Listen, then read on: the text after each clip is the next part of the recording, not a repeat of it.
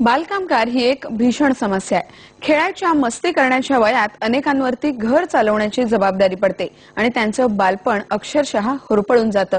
अशाच मुलांना त्यांचं बालपण परत मिळवून देण्याचा प्रयत्न करतंय मॅजिक बस ही संस्था।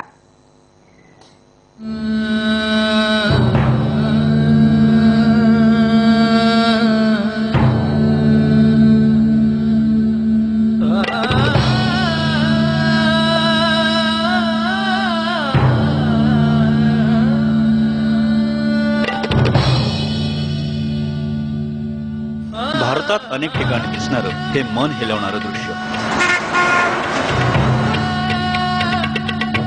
ज्या वयात या मुलांच्या हाती वह्या पुस्तकं हवीत त्या वयात या मुलांना 2 घास मिळवण्यासाठी काबाड कष्ट करावे लागतात। हलाखीच्या परिस्थितीमुळे खेळण्याचं वय असलेली ही मुलं आपलं बालपणच हरवून बसलीत। पण या मुलांना त्यांचं बालपण परत मिळावं, त्यांना चांगलं शिक्षण मिळावं यासाठी आता मॅजिक बस या सामाजिक संस्थेनं पुढाकार घेतलाय। खेळाच्या माध्यमातून या मुलांचा सामाजिक विकास घडवण्याचा उद्देश या संस्थेनं ठेवलाय।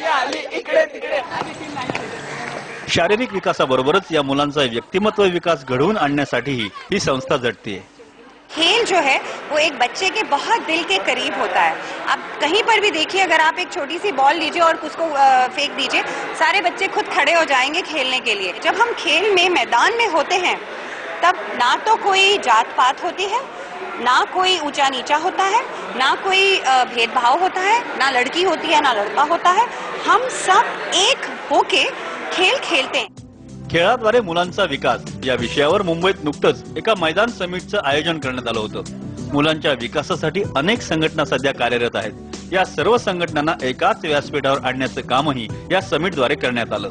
समाज के और संस्थाएं, कम्युनिटी अपने आप ही आगे बढ़ाने के लिए जब तक साथ ना आए, कॉर्पोरेट सेक्टर साथ ना आए, बिजनेस सेक्टर साथ ना आए, तो ये कोई भी एरिया ऐसा नहीं है जो आगे डेवलप कर सकता है। तो डेवलपमेंट के लिए सबका साथ आना पहला कदम है। खेळाच्या माध्यमातून विकास हा मॅजिक बसचा उपक्रम नक्कीच कौतुकास्पद आहे।